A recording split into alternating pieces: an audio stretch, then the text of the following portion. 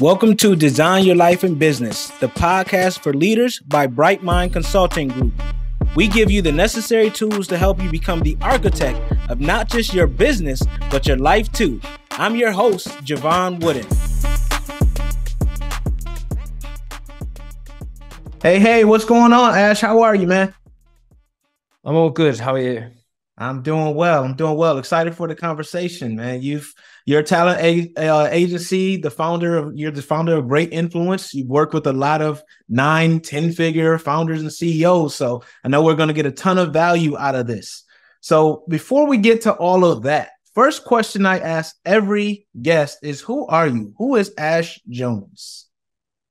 I guess I started my career around 2012 and I met a guy called Stephen Bartlett in 2012 and started working on his projects at that time. And one of those projects became a social media agency called Social Chain. And that became a very big business. And then since then, Stephen has gone on to have he's got a podcast called Diary of a CEO, which is one of the biggest podcasts in Europe. And he's now a dragon on BBC's Dragon's Den, which is like Shark Tank in the US. So yeah, he's become a very big entrepreneur influencer. And my job at Social Chain, when we used to work together, was to help him do all that. Like, I was in his team. And then I left there in 2018 to help. The idea was set up Great Influence, which helps founders and CEOs to understand social media and create content. And that's what we do now. We work with a lot of high profile founders, CEOs, some like MDs, VPs, group CEOs, and we're helping them build on social media and create content for them. Awesome. So what does that mean? Like, help them build their presence on social media? I know it's tied into branding, but what does that look like? So we have one client who we've grown their LinkedIn to 500K followers and their TikTok to 1.2 million followers. And it's essentially like, it's our job to understand them as people first and foremost. Like, who is this person? What are they? What public profile are they trying to build? What are the things that are about them that the world would find really interesting? And understanding their character and personality. And then it's our job to help create all the content that goes out on their channels. Got it. So we do a lot of video content recently, a lot of written content, and it's our job to try to like connect the dots between the individual and good content. And yeah, that's what we do at Great Influences. We take what people are about and turn that into great content that hopefully builds up their social media audiences. Well, this is perfect because I know the listeners are like, my ears are perked up. I need that, right? I've been posting on social media for years and I still only have 100 followers. So can you help us out a little bit? Can you tell us some of those tools and tips that you at Great Influence have used to kind of grow those followings? And not just followings, but turn those engagements into clients? Yeah, I think that there's a difference between like building a public profile or a personality, if we put it like that, versus growing a social media following. So you have take TikTok right now. There's so many TikTok creators with like hundreds of thousands of followers. But if you said their name in a room, people wouldn't know who they are. And that's like the difference of the work that we do. We're not just trying to build people followers because that's like quite easy and gameable. Mm-hmm. We're trying to build people names. And then that gives them the opportunity to leverage that. And they're able, we work with people who publish books and they're on TV, they're on radio, they're in speaking events and all these things. And you can only have access to those things by building a name. You can't have access to those things just by building followers, because that's very different than building a personal brand. And that's a lot of the work that we're doing, is like trying to focus on, like, yes, we build people's audiences online up and we get them a lot of reach through the content that they create. But fundamentally, we're trying to build them as a name and a personality and somebody that is recognized for speaking on certain subjects or within a certain industry or this kind of thing. So it's not just about like post something that sends somebody viral or post something that grows their followers or gets views. It's post something that builds them as a personality. So it's more like a thought leadership type of posting, right? Getting them to be seen as the go-to for this specific, whatever they want to be known for. Is that correct? Yeah. In a sense. But I feel like thought leadership is it indicates to us that means boring. Like thought leadership is very dry. It's very dull. If you read any business book, it's always a bit of a slog. Whereas the way that we think about it is like, how can we take the person that we're working with and the industry that they work in and the things that they need to be talking about and make that entertainment? And it's like looking at like what YouTubers do is entertainment, TikTokers is entertainment, it's entertaining people. And entertainment doesn't mean like funny and dancing and happy. It can be educational, it can be sad, it can be happy, it can be fun, it can be a number of different things, but fundamentally it's entertaining, like it engages you in a certain way. And that's the approach that we take. Like, yes, a lot of it is thought leadership, but it's thought leadership through the lens of how do we make this entertaining to the audience or the viewer or the reader, and how do we keep them engaged along the way. And I think that is like a lot of the trick to it. Is you see it more and more now. If you browse through TikTok of like how to grow a TikTok, it'll talk about like focusing on people's attention spans and keeping them engaged as a viewer along the way. And I think a lot of it lies in the art of that. Yeah, absolutely. Yeah, we hear about hooks and, all this other stuff, right? Bottom line up front, all these different techniques. So tell us a little bit about, what are some of the key tools or tactics that you've seen over at Greater Influence that you've used that really have been, hitting it out the park, so to speak, for many of your different clients? I think it's twofold, like success on social media, or if you're a person who's trying to leverage social media to build there, is twofold. One is like having a really clear personality yourself. And then the second part is knowing what works in any one moment on the platform that you're operating on. So like take LinkedIn right now, for example. We do a lot of work on LinkedIn. And at the minute, we feel that the most important metric to focus on is reposts. It's not how many comments something gets. It's not how many likes something gets. It's how many reposts something gets, because that means the content is shareable. Right. So that's what I mean by the second part. It's like we know that we have to focus on creating content that drives reposts as a metric. So therefore, we have to understand what content people like to repost. And we spend time looking at the different posts on a platform that will do well in terms of that metric and go, what is it about this piece of content that did well? It gave value to the reader. It was educational. It was useful. It was a lesson. It was this, it was that. So we'll like deduce what we feel is working on the platform in that moment in time.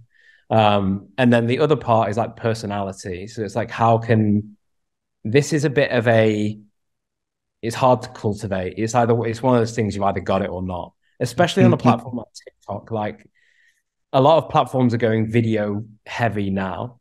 And if you don't have personality, it becomes even more difficult to stand out. Whereas 15, 20 years ago on the internet, you could just have a blog and you don't need that much personality within a blog because nobody can see your face, nobody can hear you. It's just words on a page. So if you're a good writer, you win. Whereas now the barriers are much higher because you've got to sound good, you've got to look good, you've got to have some kind of sparkle about you to be able to win on social media via video. So that one's a bit less of something you can figure out. But the other one of like, right, this is the platform, this is what is rewarding right now. These are the people that are doing that, and kind of boiling it down to a science, anyone can do that. Anyone can figure those things out. But I'd say from our point of view, we look at those two things. It's like we find people and work with people that have clear personality that we think is engaging. And then it's our job to understand all the hacky element of social media. Like, how do you grow on TikTok right now? How do you grow on Instagram? How do you grow on LinkedIn? How do you make good content there? And put those two things together. And that's the magic. Gotcha. So you've worked with a multitude of successful leaders and some entrepreneurs. Can you tell us, like, what makes them, you mentioned having that personality, what makes them exceptional from your perspective? What really helps them stand apart? I think that they need two things, which one is it's just like stardust. They walk into a room and people are naturally attracted to them. And whenever they walk into a room or stand on a stage, they tend to command attention without really saying much. They just have that thing. It's very difficult to articulate.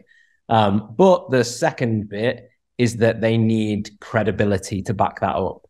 Like, they need to have a credible business that has done successful things and they've built something that's worked and people look to and go, okay, fair enough. You've done something really impressive there. Because if you just have the first bit, which is like, you're just, imagine the reason that we all think Brad Pitt is one of the biggest celebrities in the world isn't just because he looks like Brad Pitt. It's because he's acted in, like, name all the films. They're unbelievable films.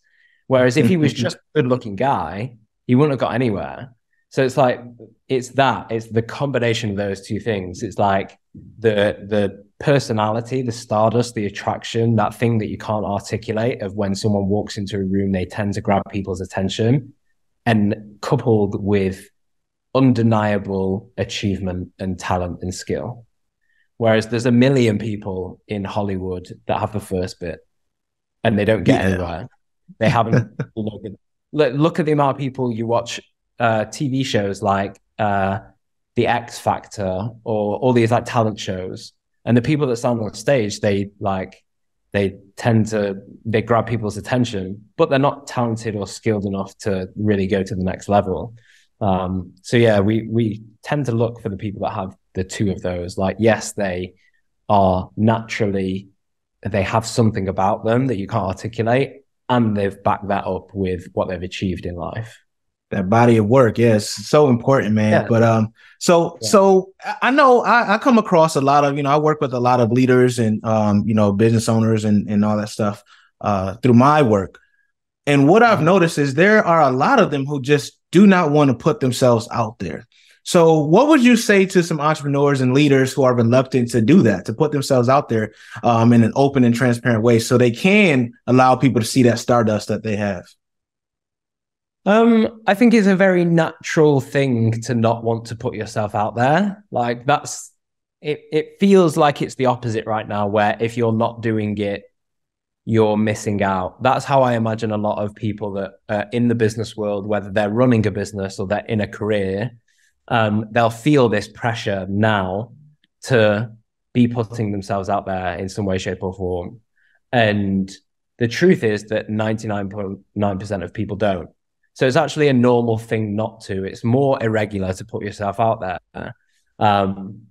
But in doing it, you can create like a competitive advantage over anyone because 99% of people won't do it. And that's what I found, is that there's so many people who say they want to and have the best of intentions, and they never end up doing it, or they do it for a little bit of time and then don't carry on after that. The amount of people that consistently, like, even just posting on a social media platform, who do that consistently over years is very, very, very, very, very tiny. And it's those people that end up creating more opportunity for themselves. Like, every single opportunity that I've ever had in business has come from somebody else. It's come from word of mouth and people that I know recommending me and my company, or they having a conversation with someone and we happen, like, my name or the company's name happens to come up.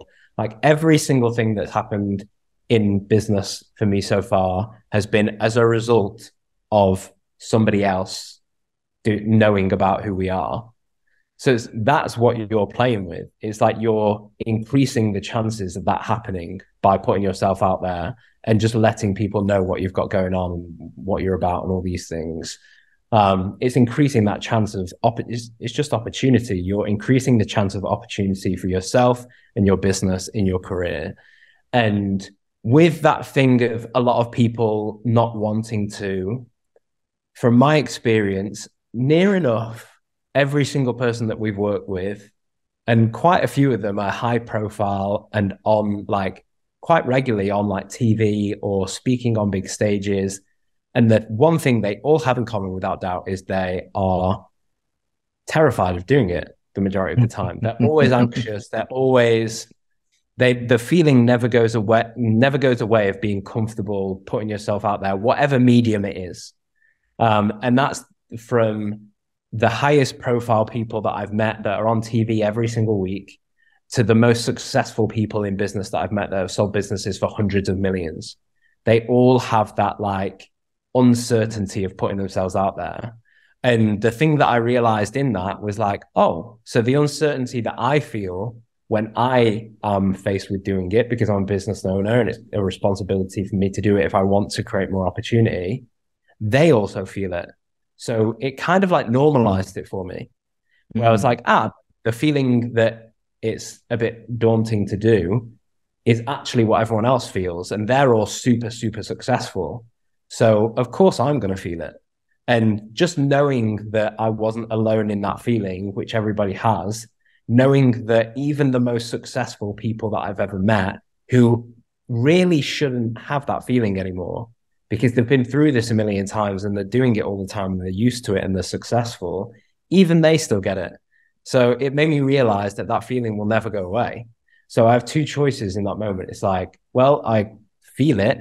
I can let that feeling win, or I can just accept that that's how it's meant to be. Like, you're always going to feel that feeling. And when I realized that, it was a big unlock for me, because I was like, okay, the feeling is never going away. So I have to move and do regardless. You realize that 99% of people lose to the feeling, like the feeling wins. And then there's this small, tiny 0.1% who get over the feeling and they just live with it being there. And they put themselves out there and they put themselves out there consistently for years. And they have an obsession at learning how to be better at putting themselves out there.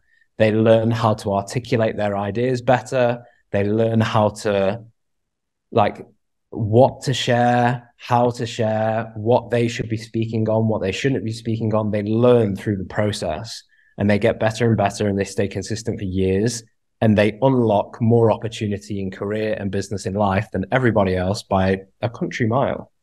So yeah, I'd say that's like the why should you do it pitch. Yeah, no, I wholeheartedly agree with that, Ash, because I know, a lot of people ask me like, man, you've done all these things and all this, this is what stops me. And I'm like, yeah, it's fear. But what is it a fear of? A lot of people fear that success. Some people fear failure. Some people just fear, messing up. There's a ton of different ways. But what I always tell people is if you do it anyway and you do it consistently, right? It took me a while to train my mind to say, okay, yes, maybe it's not just fear. Maybe it's also excitement. Right. And they feel the same for me. Right. For me, I get the butterflies, I get going, whatever, when I'm about to get on stage and I talk. So I help with a lot of my clients with that mindset shift. And it's helped a lot of those 99% you're talking about. Like, a lot of them is just their mindset. Right. Especially if you come from a different environment, different circumstances. A lot of times you feel like, how do I deserve this? Right. And you get that guilt. It's so many different things that come up for you. So I love that you said, man, no matter what you call it, no matter what you feel, excitement, fear, just do it. Right. And don't worry about the perfection on the way, because like you said, you're learning and it's an iterative process. They say an overnight success takes 10 years. Right. So, and I believe that because I've been at this for a little while, man. And we all, we still have work to do, right, to get where we want to go. So I love that you said that, Ash. That was a great point, man. So I would like to ask you, man, what got you into this work? What made you interested in getting people to that next level with their brands? I just kind of fell into it, to be honest. And for me, I don't really like being the person in the spotlight. I've spoke at events before and it's okay. I wouldn't actively choose to be front of stage and the person who everyone's attention is on. But I do have a real draw towards fame and attention.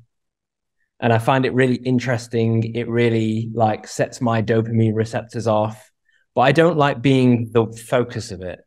The idea of being behind the people who can be front of center is kind of like my perfect spot. It's like I don't know, every famous artist has like a team behind them kind of thing. And the team behind them get to experience the same thing without having to be the, Justin Bieber on the stage. They'll still get the same experience. They experience the wins, they experience the losses, they experience like everything that comes with it, but they're in the right place. You put them on the stage, then it's not going to work. But they have the right role in that team. And I felt very comfortable when I realized that it's not about, I'm not trying to be the person front and center, but I understand what makes people pay attention to others. I don't know what it is. I'm interested in it. And I've kind of like over the past 10 years, decoded how you can engineer influence, I guess. Like, how can you as a person become more influential and become more well-known and become more pointed to as somebody who is interesting or trustworthy or all these things? And I've kind of like learned and decoded how certain ways of how that works. So it's my job to be in the background of these people to help shape and advise and like the execution of what they're doing and things like that, to help them essentially optimize the level of influence that they have, because they will have it without. Like, they are just personalities that are like, different levels of well-known. They have that without, but it's my job to like optimize how far that goes. Like, yeah, I kind of fell into it and it ended up being a bit of a perfect role for me, because I like the attention and success and fame side of things. That world is very interesting to me. But I don't like being in front of the stage. So I found my perfect little spot. I love that, man. I love that. So what are some of the pitfalls that helped you find that perfect little spot along the way? I actually did 2 different roles in the same company. And the second role, which was was the one that ended up being my career. And the one I did before, I was like, it's like square peg in a round hole, and then a round peg in a round hole. And I was at the exact same company. And in one role, I was awful. I was the marketing director, and I was not good at it in the slightest. And I wasn't interested in it. I didn't care about the work that I was doing. I wasn't fascinated or any grip by it. And I did that for a year, and then I got let go because I wasn't performing and I wasn't good at it. And then I came back in the exact same company in a different role that I found really, really fascinating. And I was like, even outside of work hours, I'd be obsessed with the thing that I was working on. And then, yeah, that worked. So I think it was that I had to have that realization that for me to do anything well in terms of the line of work, I have to be interested in it, like genuinely interested in it. When the laptop is down and it's 5 p.m. and everyone's gone home, do I still think about it or not? And if I don't, then I'm not going to end up being good at it at all. Whereas this, I genuinely cared about it regardless. Absolutely. No, I'm with you on that, man. That passion definitely matters, man, because if you are going to invest all the time to become great at something, I mean, you have to have some type of love for it, or interest in it for a prolonged period of time, or else you're just going to keep bouncing around, trying to find purpose and passion and never find it. Right. So that's a good point. Well, I think passion is a privilege at the same time. It is. Absolutely. Like a lot of people aren't fortunate to have the opportunity to even look for something that they're passionate about, because they've got to I had no responsibility. I could go from job to job to job and keep going and keep finding. And eventually I did that and I found it in the end. But something could have happened along the way that meant that I didn't have that opportunity to like follow that passion search. And, you know, I might have ended up being a parent, or, you know, I had family situation or something like that. So yeah, it's like ended up in a passion, but the like passion is a privilege, isn't it?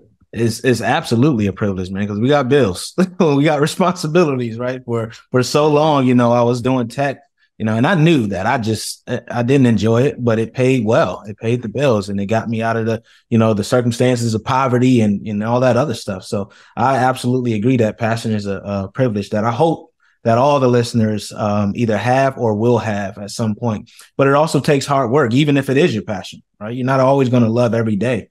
But you just have to dig it and keep going. And that's the bottom line, no matter what. Kind of like what you were talking about before, you know, going through that fear or that 99% not doing it. If you continue to do it and be that 1%, man, you know, that exponential growth is going to take place, and you won't even recognize it until it does, right? So you're like, oh, this does not work. This isn't working. This isn't working. And next thing you know, you shoot up and you meet an Ash Jones of great influence that can take you up to that next level. So I'm with you. Go ahead. One of the interesting things I think about that, like just showing up, is like, it blows my mind how just turning up, like say online, like posting online, just doing that, people perceive what you're doing to be going well, just from turning up consistently. And the amount of times that I've had somebody say to me, oh, it looks like Great Influence is going really, really well. And I'm sat there thinking, how do you know? I've never shared the inner workings of what we do. I don't openly talk about how much money we make or how many clients we've got or anything like this. Yet somebody has said to me, it looks like everything's going really, really well. And the only thing that I've done is post online. So just from that simple act of like showing up, doesn't matter what I post. It gives people the perception that if you're posting online, things are going well. They perceive you in a positive light. So it's like even just, and that's like an important thing in business. If people perceive you in a positive light, it tends to lead to more opportunity for you. So it's like a weird thing to know, is like just by showing up, people think positively about you, because that's what you're trying to do here. Like you're trying to influence people's perception of you and like influence your reputation at scale. That's what you're trying to do, the game that you're trying to play. And just by turning up, it seems to do that, which is a really strange thing. Yeah, that, and also keeps you top of mind, right? When that opportunity does come, this recency bias, right? If they just saw me post about me doing a speaking engagement or wanted being a speaker, then they're probably going to be like, oh, Jevon might be a good person, or Ash might be a good person to help me grow, influence my brand, right? So it's really, that's the key, right? That recency bias and staying top of mind.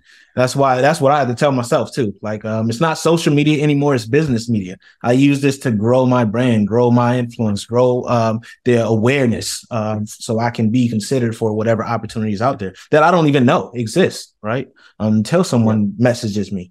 So when all this, we're talking about personal branding and showing up and all that stuff, you got to choose who you're going to be, right? So there's this. We hear all the time talk about authenticity. Well, what really is that? And why is it important in what we're talking about when it comes to branding and influence?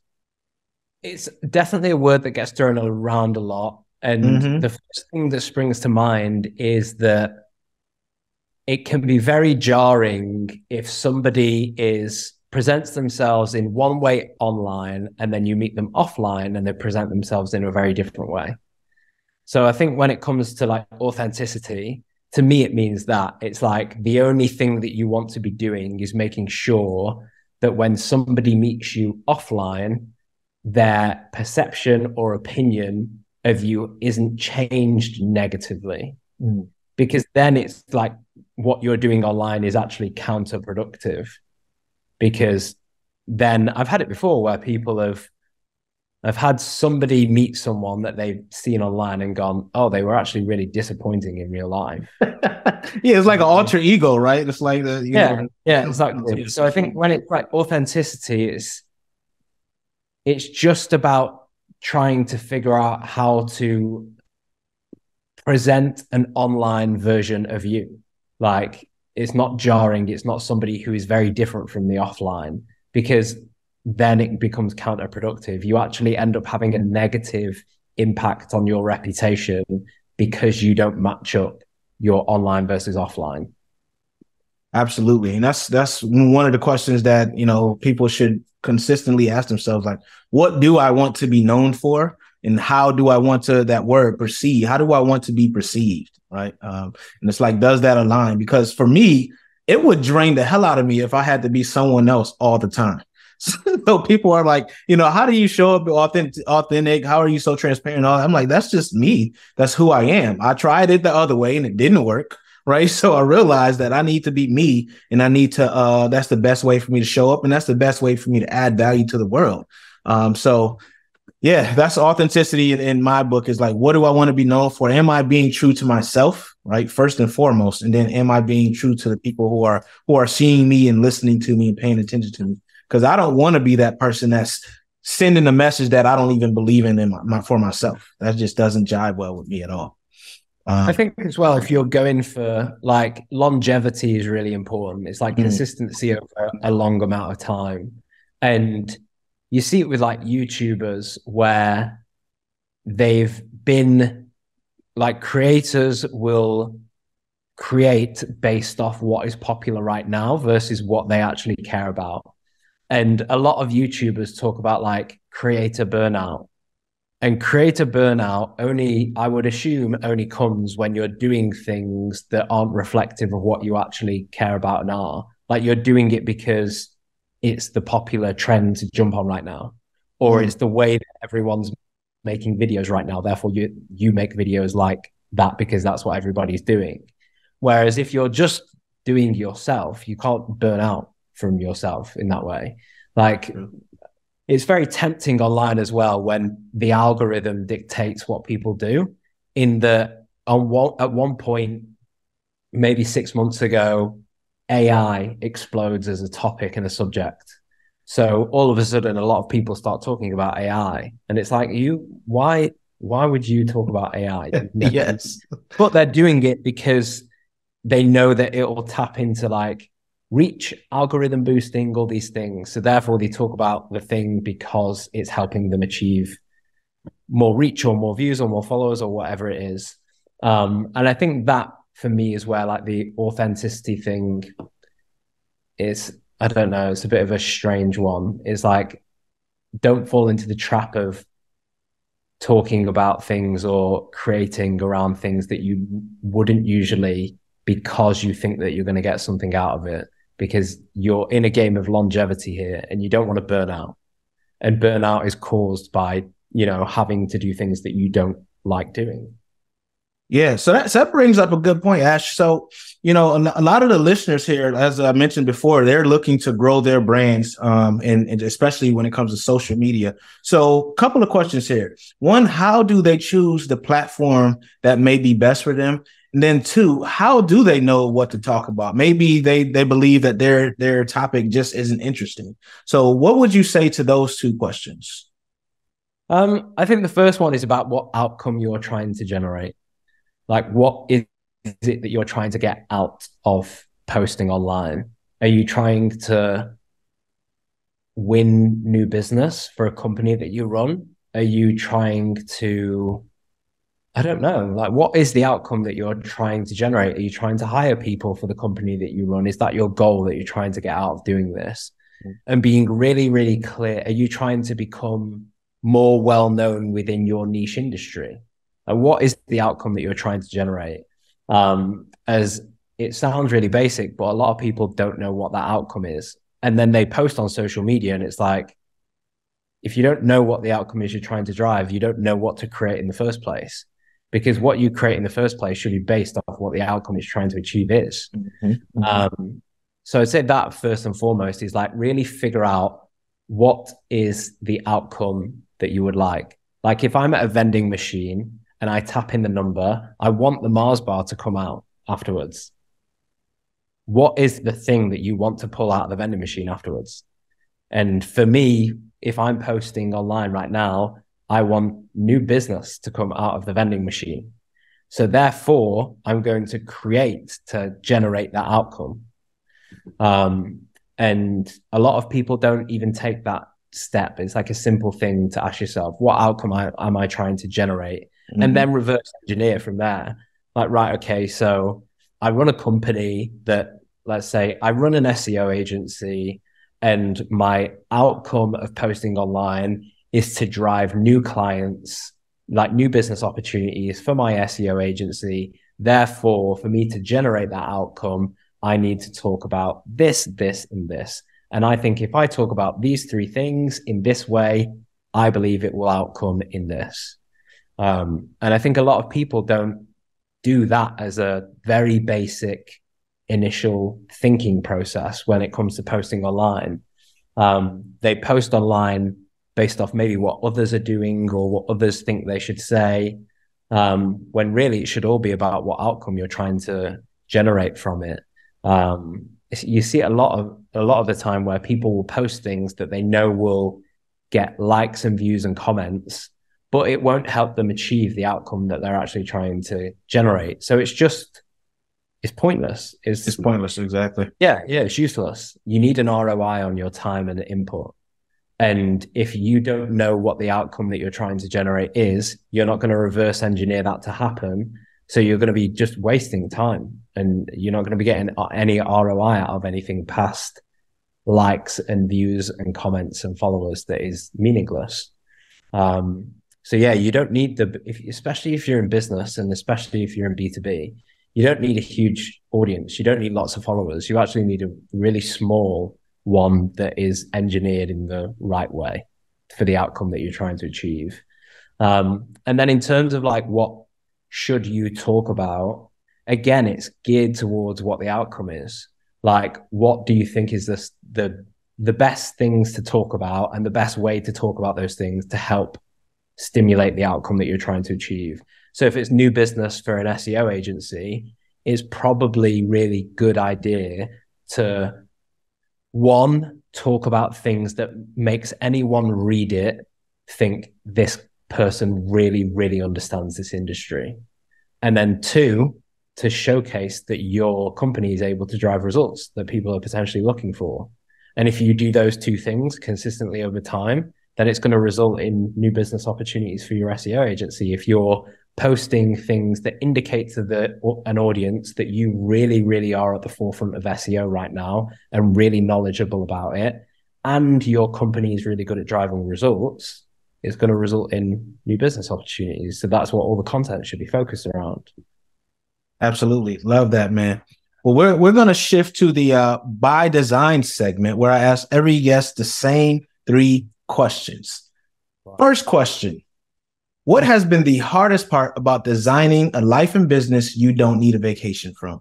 It's a work in progress. And I think it's being very intentional about how you balance your time. So like, I think anyone who is career focused is really, really bad at being disciplined at the rest side of things. And it's in discipline around that. Like, right now, I've got a very high discipline in how much sleep I get and how much water I drink.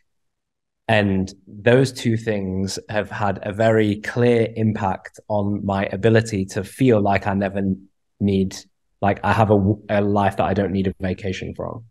But that's because I've got high discipline in them. Whereas like having holidays and taking breaks, and yeah, it's in all those things, like discipline around having a healthy rest approach to your own work, and also healthy like physical and emotional health, I think, because we're all really, really good at just working all the time, which is not conducive to creating a life that you don't need a vacation from.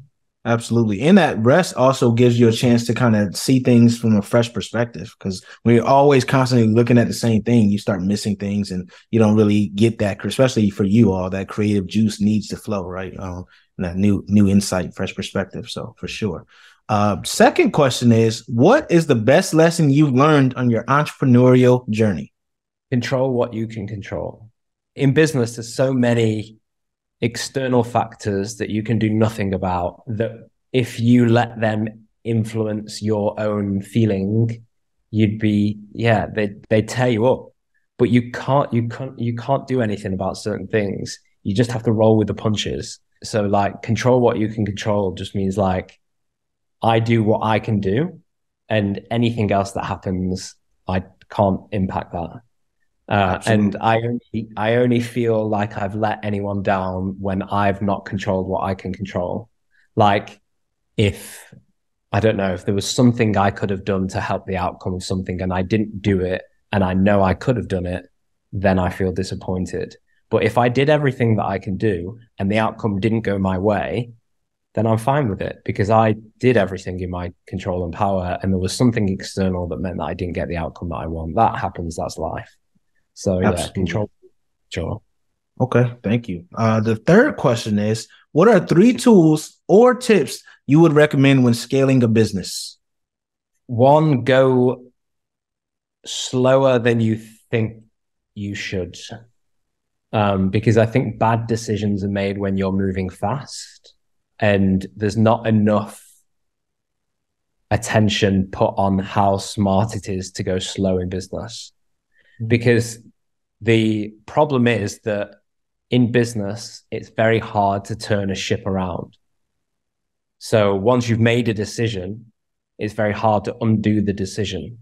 So it's better to take things slow and know that you're making correct decisions, or increase the chance that you're making correct decisions because you're taking your time with them, versus rushing into things to try to grow faster and then getting stuck further down the line, and you can't undo being stuck. So I'd say that, like, taking things slow is definitely one. The second is probably like understanding here the team culture that you want to build, that you think will bring success and will bring a happy environment where everybody's driven and committed.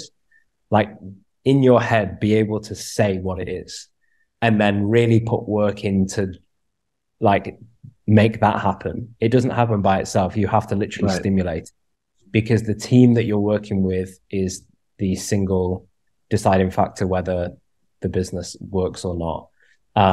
And if you can influence that in a positive way and create a team that's really healthy and happy and driven and feels like they're working on something together, then it's a game changer. And then a third one would be tunnel vision. Don't look at anyone else. Like, ignore what any competitor is doing. Don't even look at what they've got going on. Like, the minute that you start to look elsewhere is the minute that you start to have uncertainty around your own decisions, or you think that you're not doing as well as you should be, when that's just a lie. So I think looking around at what other people is doing is good for inspiration and getting a gauge on where people are at. But the minute that it crosses that line and goes into, oh, they look like they're doing better than we are, we should be doing better, or I wish we had what they had, is the minute where you need to turn those blinkers off and not look outside and just focus on your own thing. Man, great tips, man. Those are definitely fresh ones. Haven't heard those yet. So thank you for that, man. Well, it's been a pleasure. So great to have you on Design Life and Business, Ash. How can the people connect with you? On LinkedIn, Ash Jones. It's the best place to find me. Awesome. Well, nice and easy. I love it, man. Well, thank you so much for the great tools and tips for, building influence, building your personal brand, man. And I appreciate it. And audience, remember, keep ascending. See you soon. Design Your Life and Business, the podcast for leaders, is brought to you by Bright Mind Consulting Group. To find out more about Bright Mind Consulting Group, and how you can become the best leader possible, visit brightmindconsultinggroup.com. Make sure you search for Design Your Life and Business on Apple Podcasts, Spotify, Google Podcasts, or anywhere else podcasts are found. Click subscribe so you don't miss any future episodes. On behalf of the team here at Bright Mind Consulting Group, we cannot thank you enough for listening.